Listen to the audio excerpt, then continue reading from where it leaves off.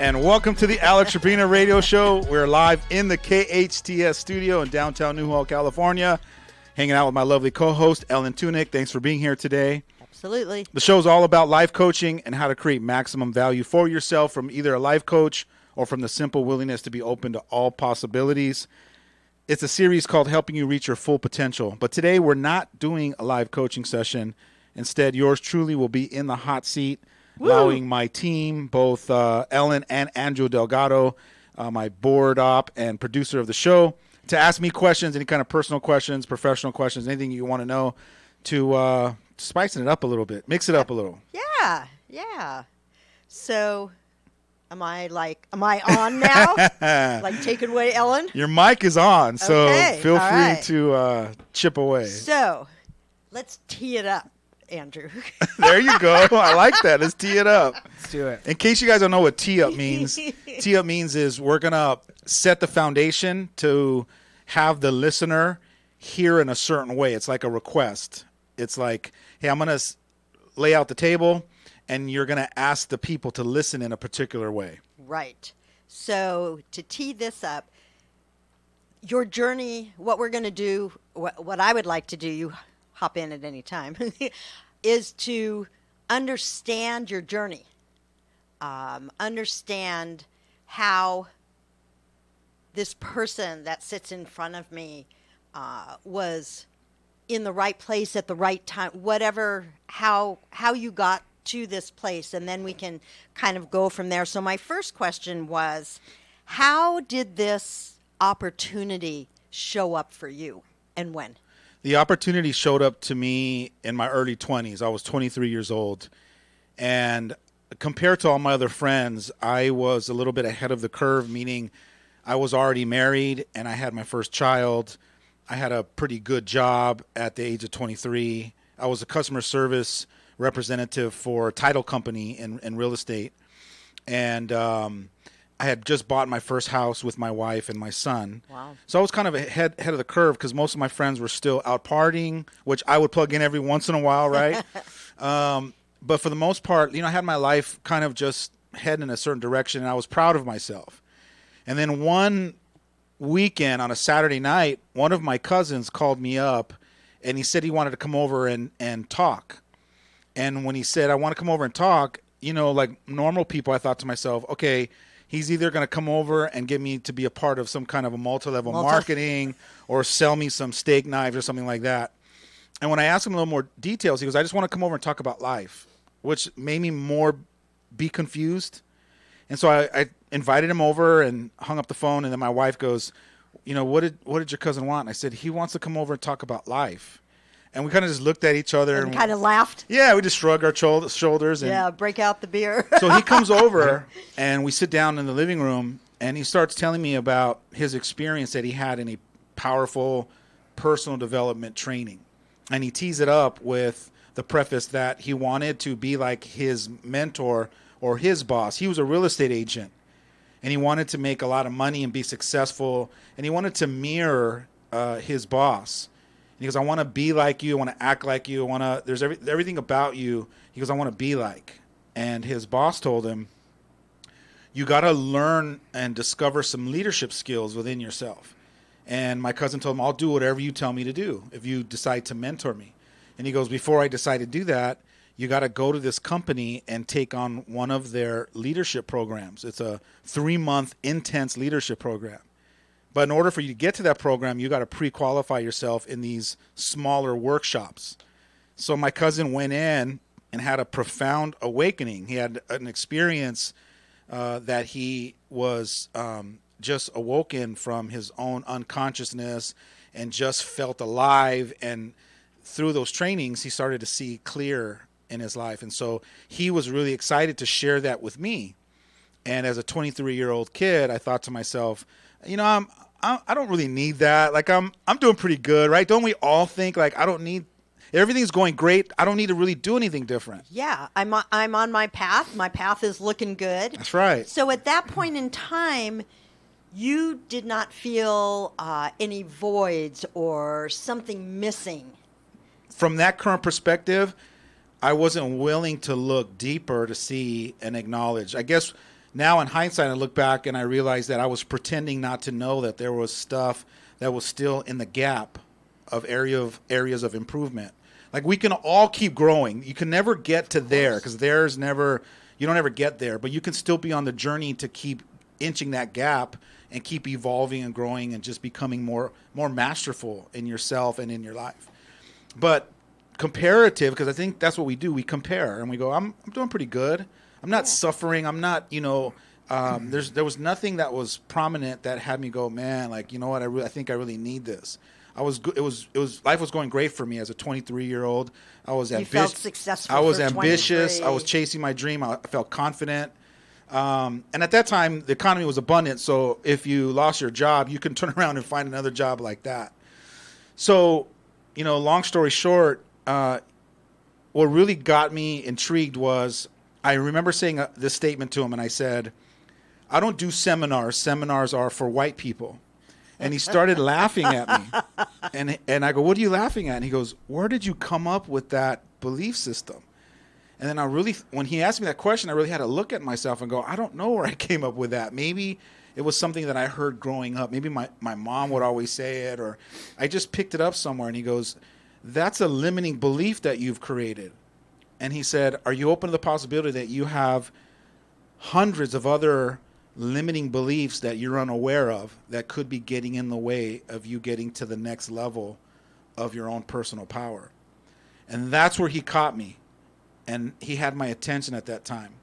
And he goes, what would it look like if you were able to have this powerful awakening where you all of a sudden now can start to see some of the things that are transparent that are getting in your way, like the things that you don't know, that you don't even know. He goes, there's a whole other area in that spectrum that you just can't see it because you don't even know that it's there. You're totally unaware of it. So was that your first aha golden nugget moment? It was kind of like I trusted him more than relying on my own belief that everything seemed fine. So it was more of just me trusting him, and it was more of a gut intuitional feeling because he finally called me on something that I really had to look at and I couldn't ignore it. So you technically took a leap of faith. I did. It was an absolute leap of faith. So I went to this seminar, and I'm sitting in the back of the room, 23 years old. There's about 150 people there. And there's this trainer standing up on the stage, which now is my mentor and good friend of mine, and this is an amazing man in my life. But I remember sitting in the back of the room, and he was up on stage talking about life and talking about these different distinctions about leadership and life. And I remember after about 45 minutes, this little old lady raises her hand, and he asks her to stand up. Everyone claps for her, and she starts challenging him from her seat, standing up at her seat, challenging him. And he masterfully opened up these possibilities for her to see herself and where she was choosing from. He had her examine her belief system. He had her look to see why she was confronting him from where the place that she was confronting him from. And before you realize it, she started crying and had an aha moment and realized that where she was choosing from was from a place that wasn't really serving her in a powerful place. Do you remember what she was saying? It was more like I flew all the way from New York to hear you talk about blah blah blah blah, and it was she was angry because it was like, you're wasting my time. And then when he opened up these possibilities to have her really look at where she was coming from, why she was saying what she was saying, she was there in the first place. Yeah, and then he switched it on her, started asking her questions that had her reflect on herself.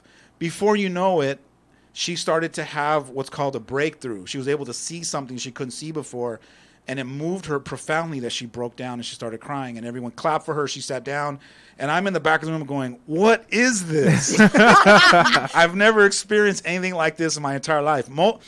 Up to that point, I've only been to like seminars that you go that are more like the rah-rah, like the motivational, right? You got like Tony Robbins bigger, up there, better, more. Yeah, it's like you could do it, and you're fired up, and you walk out feeling great. Right. But there was nothing that really shifted your perspective in a way that you go, I can walk home with these two aha moments and really start to create a new framework to live my life from. It wasn't just like a bunch of powerful motivational bumper stickers that somebody just kept spewing out they were powerful, distinctive lessons that I got to learn and walk out of there, that I can actually implement into my life right away. So during this aha moment where you're opening yourself up to a different way of thinking, new possibilities, you're young, you're 23 years old. Did you did you follow that path consistently? Did this become who you were and wanted to be, or did you have moments where you went, I'm not doing this? Well, the experience that I had was so powerful that it moved me to tears in that 3-day workshop or that training. And I got a glimpse of what my authentic self really looked like. And once you get a glimpse of what your authentic self looks like, then you automatically see the ego that I have been pretending to be for such a long time. Like once you realize what authenticity really looks like and feels like, and you become authentic, even if it's a little glimpse or even a moment, you immediately get a glimpse of what it's like to create this persona, to pretend to be somebody that you've been pretending to be for such a long time. And that broke me down. I started crying like a little baby because I was like, I want to be that guy all the time, everywhere. Every minute of every day? Yeah, because it's so effortless to just be authentic. But to be somebody that you've been practicing being for the world to see takes such tremendous work, and it's very daunting, and you got to it's like being a master liar. You got to keep creating more lies to create more lies to cover too more much lies. To remember. It's too much work. Yeah. It's exhausting. And so I just got a glimpse of, I want to be this authentic, loving, vulnerable guy who's just like transparent. Here I am, and either love me or hate me, but this is just who I'm going to be. It was so much, to me, it was so much more freedom. I want to live my life free, like a free man would. So you come home, you've had this aha moment, this epiphany in your life, and you share with your wife. I do. I share with my wife, and I tell her, I want to be a better husband, and I want to be a better dad, and I want to be a better son and a better leader, and I want to live my life like this. And I knew intuitively, and I don't know how because no one taught me at that time, but I knew intuitively that if I go down this path, and I keep growing and evolving, that at some point, if she doesn't go along with me on that journey for herself, then that we were going to kind of outgrow each other. Were you fearful of that? I was. And so that fear drove me to figure out how to be vulnerable with her in that moment and ask her to be willing to take a leap of faith the same way I did with my cousin and go and try it for herself. Not for me, but for herself.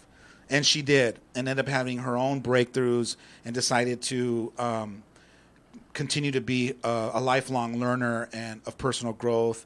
And she started her own journey. And so grateful for that, because now we're both on our own journeys, not in need of each other's love, but freed up to be able to give our love to each other. Absolutely. And so that was the beginning of that journey. Since that, immediately completing my final leadership program, I had one of my coaches, one of my mentors, who saw greatness in me that I couldn't see yet. And she took me under her wing and just kept speaking to my greatness and kept empowering me to keep growing and evolving. Well, I kind of followed her lead because she kept taking on these leadership programs and coaching them. And I became like one of her coaches. And through that journey, I decided that I wanted to be a trainer, like my trainer. But I didn't want to work with adults. I wanted to work with teens. Oh, that was going to be my question. What segment of our population inspires you the most? Yeah. And so what happened was, during one of the leadership programs, I was coaching and mentoring a group of maybe 25 people. And one of those students was a young girl. She was about 18 years old, and she wanted to be a teacher. But she had a lot of insecurities and self-doubt that I helped her overcome, to the point where she was inspired to go get her teaching credentials. And so she started teaching at Santa Monica High School. And during that stint, she asked me to come in and put together a little mini workshop for some of the kids in her class. So I told her, give me a couple of hours. So she gave me first period and second period. And I came in and I put together some mini lectures, some experiential exercises. And these kids, like broke down and found their heart and cathartically released some negative baggage that they didn't know they were carrying. Before I knew it, at the end of the workshop, they're chanting my name and they're like, this is awesome. And I just got swallowed up into it. And I went, this is what I want to do. So then I created a 2-day workshop for teenagers and have been doing it ever since. And you've been doing that ever since. Yeah. So when you're with a group, what inspires you the most? People inspire me the most. The courage that people have to keep looking at themselves and hanging in there is what reminds me of who I was and continue to be. So it's the people that, because it's easy to just put your head down and ignore. Oh yeah. But it takes the courage of a champion to stick and go, I'm no longer going to keep avoiding. I'm going to keep taking myself on. That inspires me. So when I'm in a room full of 20 people, when I've invited hundreds of thousands, and my wife will say this because she sees me like, I want more people to get it, right? To have that awakening, but I can't force people to want to learn, grow, develop interpersonally. But the 20 that I get or the 15 that I get, I go all in on those people because that's just the ones that have decided that they want it. They see the value the same way that I did, but it took some pulling of the teeth and some nudging for me to kind of decide to jump in there. So you've done hundreds and hundreds of workshops. So from the first group of workshops that you've done to the ones that you are currently doing now, what's the biggest shift or change in how you present the information? I'm starting to evolve in my facilitating process where I'm starting to, a little bit at a time, deliver it in a more neutral way, a more playful way. When I first started off in transformational trainings, I was a little bit more eager and a little bit more forceful, a little bit more rigid. Yeah, a little more. I was tough. Driving the concept home. Because I was a coach in the leadership training development part of it, where I needed to be rigorous like that. But as I'm evolving, as I'm growing as a person, I'm becoming a little bit more inviting and playful and loving and more compassionate, knowing that that people are struggling with trying to understand it. So my style is a little bit more inviting and playful rather than being the way it was when I first started off, which is a little bit more intense. It's interesting because, I have another question for you when All right, we come back from break. Let's take a break, and then when we come back, we'll take it to a whole nother level. How's that sound? Stay tuned for more of the Alex Urbina Radio Show right here in your hometown station, KHTS. Stone Oven, the healthy alternative. You've never tasted a sandwich like this before. Gourmet bread cooked before your eyes. Stone Oven at the food court at Valencia Town Center. Save at the best Santa Clarita restaurants. Restaurant Row, where everything is half price. Click on hometownstation.com and discover incredible savings. Online or at our radio station, everyone saves with Restaurant Row. Check it out at hometownstation.com. Restaurant Row, where everything is half price. Hey guys, this is Cardinellis, host of Problem Solver Politics. Are you the kind of person that demands to know the facts and truth behind politics instead of just hearing the same old rehearsed talking points? If so, then I got the show for you. Problem Solver Politics is an independent political talk show that interviews expert guests on real issues, both local and national. Our show holds Republican and Democrats' feet to the fire and puts problem solving before party politics. Trigger warning, this is bare knuckle boxing on air, so snowflakes need not apply. Join us Sundays at 7 p.m. Hi, this is Kirk Stinson with Plumbing by Kirk, your hometown plumber. By this time, you should know where all your gas and water shutoff valves are in case of an emergency. If you don't, you should call Plumbing by Kirk. Our friendly staff will be more than happy to set an appointment for one of our technicians to come to your home and clearly mark all your shutoff valve locations. We invite you to visit our website for free plumbing advice at plumbingbykirk.com or give us a call, 263-6519. That's 263-6519. My dad is the best plumber ever. Call Plumbing by Kirk. The big one is back. Circus Vargas, Circus Vargas, Circus Vargas. The biggest big top. He's back in town. Circus Vargas is back with another amazing new show.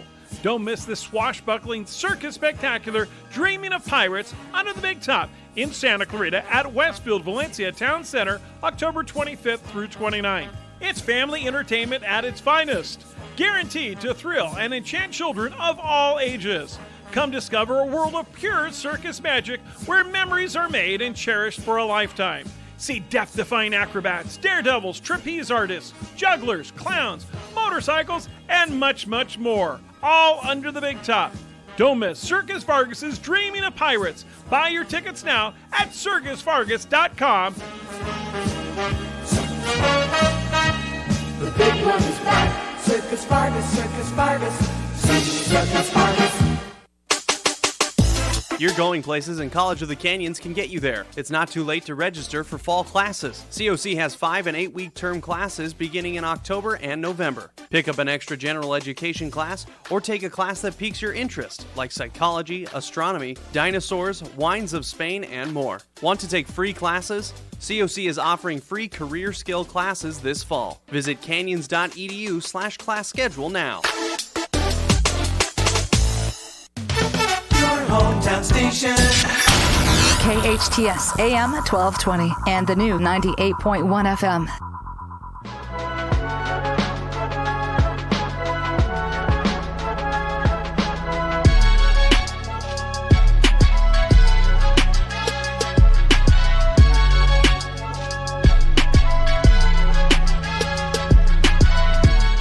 And welcome back to the Alex Urbina radio show. I'm your host, Alex Urbina, in the studio, hanging out with Ellen Tunick, my co-host, and my show producer, Andrew Delgado.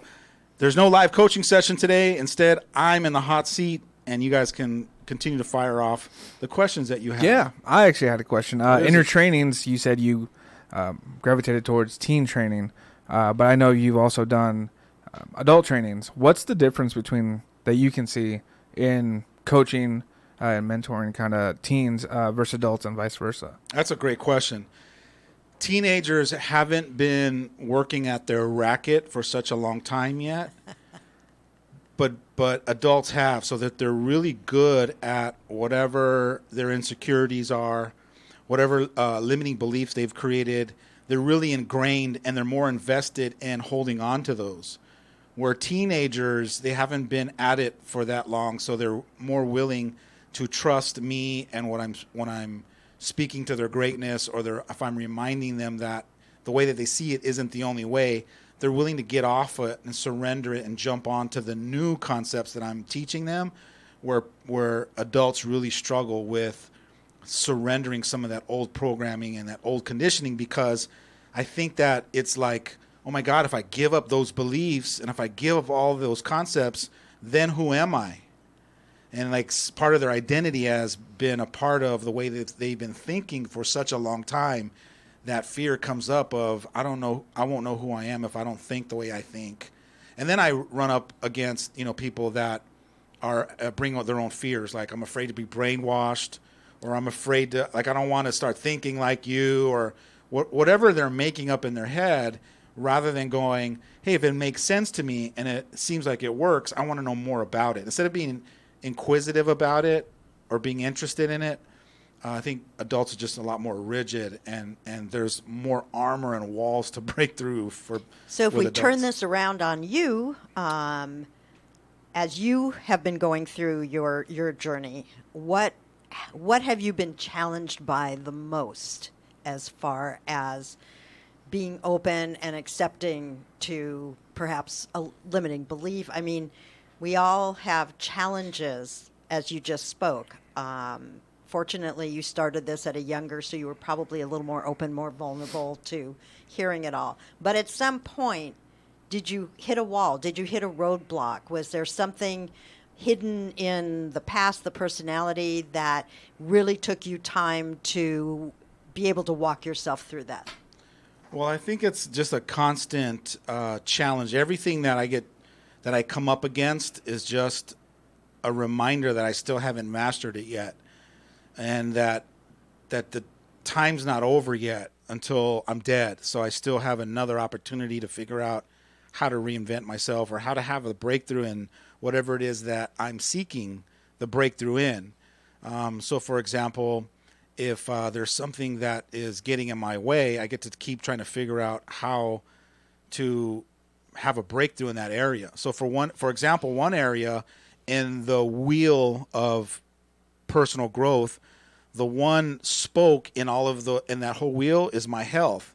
It's the last thing that I put not value, but it's the last thing that I put as a priority and make a commitment to, because all the other things on my spoke in my wheel I've decided is more important. So like my family winning is more important. My kids and developing them and being who I need to be for them is more important. The relationships in my life are more important. The people that I've committed to have them win in their lives is more important. So I've put my importance in the whole spectrum to be more important than my health. So it's like when it comes to what do you put in importance, there's always going to be something on the back end that you're going to sacrifice, and it just happens to be my health. And if you hear what you are saying about how important your family is, your relationships are, the people in your life, all of that, if we don't take care of ourselves in a health-wise and we're not here, we don't have any of those things. Correct. So I know that as a theory, but I haven't paid a price big enough yet to have that awakening that it's real. So it's not real to me yet. It's just out there It's and just will be dealt with. It's just a concept until all of a sudden I decide either before it happens that I decide that it clicks, that I go, no, I get to. And that doesn't mean that that doesn't mean I've just been ignoring it. I've been making certain commitments and having certain stints, but I'm now, I think, on the 5th stint. And every stint that I take on, a new commitment, I actually go further and create better results. So it's just, we are moving forward. Yeah, absolutely. Yeah. It's just at a snail's pace. I just haven't had that big breakthrough where it's like, there's no aha moment there. I haven't got there yet. I haven't had that final. You will. Yeah, absolutely. I will. It's not a matter of, if, it's a matter of when. Right. And so I just keep getting to look at it and ask myself, are you okay with it or not? And then every day, every hour, every moment, I get to just keep deciding who do I want to be and how do I want to live my life. What I so dig about listening to you is I hear you loving yourself. I do love myself. And you know what? To be honest with you, this is going to sound weird, but because I love myself so much, I have more of a challenge. It seems like more of a challenge to, because I accept myself for who I am, it's a challenge for me to still align myself with I still get to be healthy. Does that make sense? 100% where some people go, I don't like how I look. I don't like my weight. I don't like my face. I don't like my hair. So they use the not liking it as a motivation to change it. For me, I love myself, all of it, and I don't put a judgment on it. So I have to find a different motivating factor, which is, like you said, I have to find the motivating factor of, if I take care of myself, I'll be here longer to make a bigger difference with my family. Wait till he has his first grandchild. Oh, maybe that's it. I don't know what it is, but that might be the winning ticket. It could be. It could be. And I guess some of my fears are that it won't be that. It could be like a trip to the ER or an ambulance ride or something that wakes me up. But I'm not going to wait to that. I still get to figure out how to click it going. Before that, I get to generate my own motivation before that. So is how you love yourself now very different than how you loved yourself 5 years ago, 10 years ago? Absolutely. The amount of love I have for myself today is different than it was yesterday.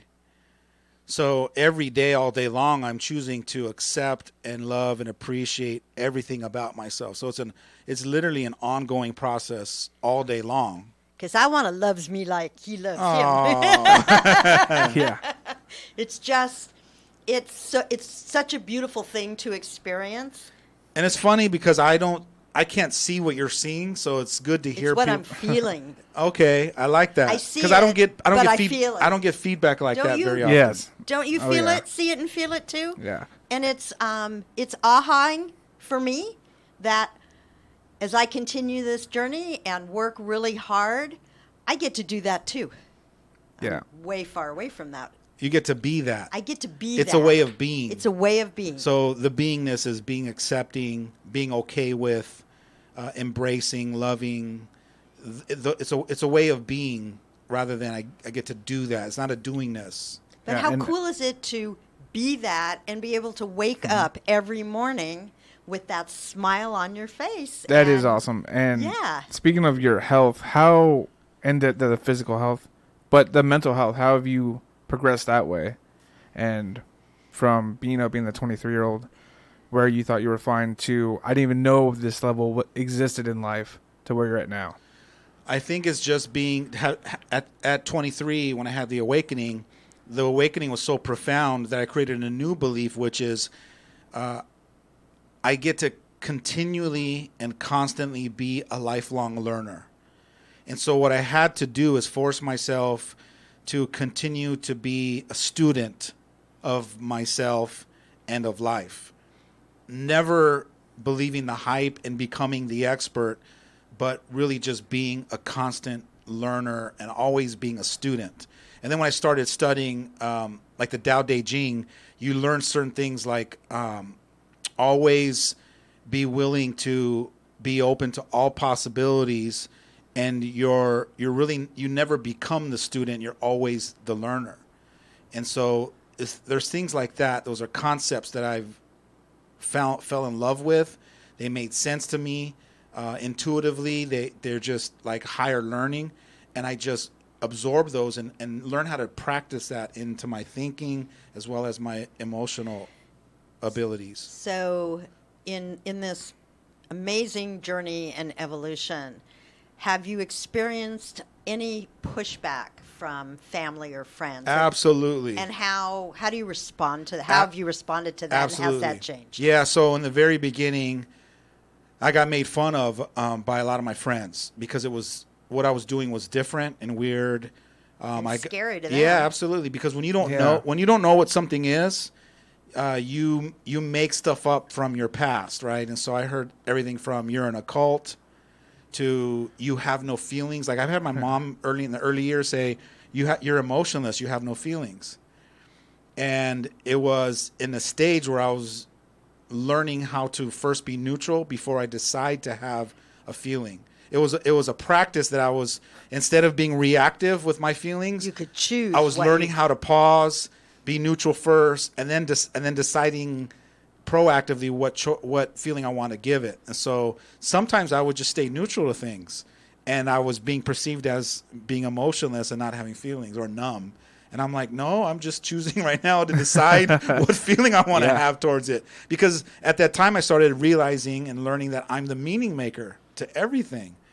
And that's when personal power comes in, because you can actually decide and choose how you want to feel, rather than situation happens outside of you and then you automatically get triggered with a feeling and emotion like being angry, upset, annoyed.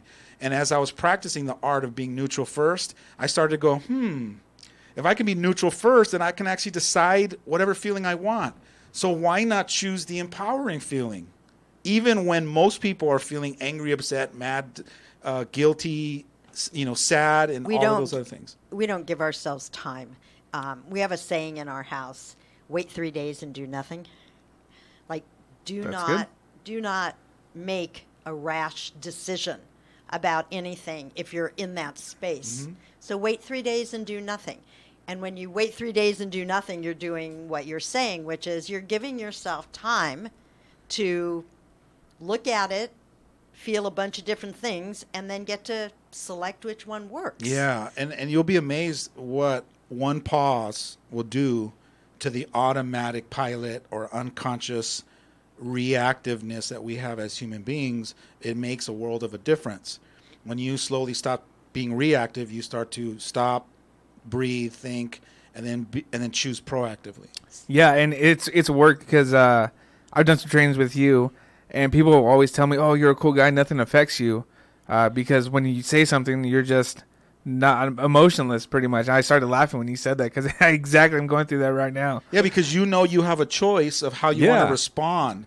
Most people don't realize they actually have a choice, that they are at choice. And they also already have this picture in their head that if this happens or I say that person is going to respond. They're kind of waiting for you to respond, so respond back to the hate that you responded back to. And then there are some people that let's say you get angry, they're looking at you to see if you're getting angry too, and when you're not, You're they're jumping on my bandwagon. Let's get angry. They're going, yeah, they're angry because you didn't get angry. Yeah, they're like, why is it not affecting you? Which could actually be a good thing, because then it opens up a possibility for you to say, because I've chosen not to. I don't see it the way you see it. See, that's what personal power is. Yeah. It's perspective shifting. Yeah. It's I don't see it the way you see it.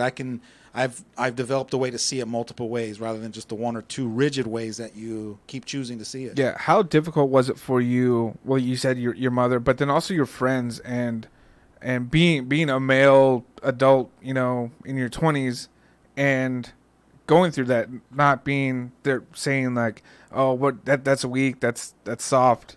You're getting soft and stuff like that. Yeah, I had some friends that I had one specific friend that they started laughing, and there was this TV show. I don't know if you guys remember this. It was called What's Happening. Yeah. And Rerun fell in love with this spiritual group where they would sit around and meditate, and they would worship this lettuce, a head of lettuce. And that they would say, oh, you're probably sitting around worshiping this head of lettuce. And again, it just goes to show you that when you don't understand something, you just make up stuff to fill in the gap. And so I just, in the early years, it was, people that didn't understand it made fun of me. Some people filled it in with you're in a cult, those kinds of things. But what's amazing is that those same people now, 20 years later, or even 18 years later, as adults, I'm getting phone calls going, hey, can you help me? My kid's running away, or I'm having problems. So it's now you're the go-to guy. Because and for me, I still see it as I'm grateful for that, because it just validates that everything that I was trusting intuitively was the path that I was supposed to be heading down, and I get to be still in contribution to them as well. So anger, does it ever happen for you? It does, but it's very mild, and it doesn't happen as often as it used to be. So what I'm starting to do is learn how to decide whether if I'm angry or not. And so I'm more hyper aware of that I get to have a choice to choose to be angry about something. So I'm very, it's been a long time since I have been angry. And when I am angry, it's not at the 8s and 9s. It's probably at a 1, and then I'm able to get off it quicker. So I'm able to run through my emotions quicker, or frame it in a way where I don't feel angry about something because in that act didn't make me angry in the first place. So there's certain distinctions that I've learned in a certain way that I do a framework in my perception, that when something happens and you're watching it and I'm watching it and you're getting angry and you look at me and you go, why aren't you angry? And I look at the situation, I go, because I don't see it the same way you do. I've chosen a different way to look at it.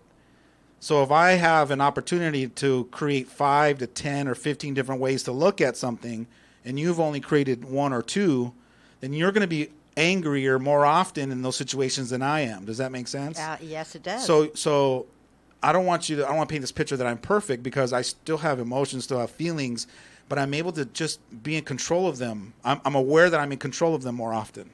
Okay, so anger and hurt, we all get hurt. So do you do the same thing when you're hurt? You decide? Very little do I get hurt, because I've given people the opportunity to be who they are without taking things personal. So I don't see it as you're doing this to me. Even though I love you and I want, how dare you? Yeah, do even that though you're to my me? best friend and you do something, I'm learning how to frame it like, okay, I trust that you're not doing that purposefully to hurt me. And even if you are, that still has nothing to do with me. So I'm framing it in a way that I don't take things personal, so I can avoid carrying around this pain and hurt and walk around being, disgruntled and disappointed at you and all that kind of stuff. So I save myself all of that negative emotions. Grief, yeah. Just because I framed it in a way where I realize that it's a function on your part. It's not a function on my part. So I don't allow people to project their stuff onto me and actually let it land on me, and I carry it around with me. And it's so amazing listening to this, knowing that so many of us walk through life reacting to what everybody else is doing, not what we are doing. That's the key. What you just said is the key to all of this, which is if I can notice how reactive I am in all situations and stop myself and stop that mechanism where I react, and then realize that I can actually pause, take a deep breath, be neutral for a millisecond, and then from neutral, I can actually choose any which way that I want to respond proactively rather than being reactive. Reactive is just like, I punch you punch me back without even thinking, right? Yeah. It's like a fish, right? You throw your line out, and the fish go around, and they just look, and they just bite. And before you know it, now they're hung up in the air out of the water with a hook in their mouth. So we just can't be fish. We got to swim around and go, that doesn't look natural. I'm just avoid that. Swim in the other way. Yeah, you got to question things, and you got to self-reflect and ask yourself why. And there's a whole process of being self-aware that helps you and supports you in that personal growth. All right, I'm getting the signal that it's time to take another break. We come back, we're going to wrap up the show. Stay tuned for more of the Alex Urbina Radio Show right here in your hometown station, KHTS. Come join me, Arif Halby, for Total Financial Solutions Safer Money Hour. Every Tuesday at noon, we uncover ways to help you manage your money, get out of debt, and prepare for your retirement. That's every Tuesday at noon on Total Financial Solutions Safer Money Hour. Are you not sure if you can retire yet? Listen to us and learn about tips for savings, retirement strategies, and so much more. That's every Tuesday at noon on Total Financial Solutions Safer Money Hour on your hometown station, KHTS. Unleash the terror! Six Flags Fright Fest, the biggest, most terrifying ever, with thrills by day, fright by night, and the scariest coasters in the dark. 13 haunted mazes and scare zones with bone-chilling new mazes, Sewer of Souls, Condemned, and featuring the new maze from the movie Hellfest. Buy a 2019 season pass and park admission is free to Fright Fest, presented by Snickers. It's time for your special event. Kelly's Wedding Garden is your perfect spot. Kelly's has transformed weddings, anniversaries, company parties in the Santa Clarita Valley for decades. They have it all. Delicious food, a beautiful setting, plenty of room, and a team of professionals that can handle it all. Kelly's Wedding Garden, just off the golf course in Friendly Valley. Weddings, bridal showers, bar mitzvahs, company parties, anniversaries, class reunions. Kelly's Wedding Garden is your Santa Clarita oasis for outstanding, memorable events. Discover how you can transform your event at kellysweddinggarden.com. That's kellysweddinggarden.com. Starting a landscape project? SCV Water is available to help you from start to finish. At their free gardening classes, you'll learn planning, design, and budget, plant selection and care, irrigation and maintenance, sustainable landscape basics, and so much more. Visit yourscvwater.com for a schedule of free gardening classes. That's yourscvwater.com. KHTS. Now FM, 98.1 FM, and AM 1220, your hometown station.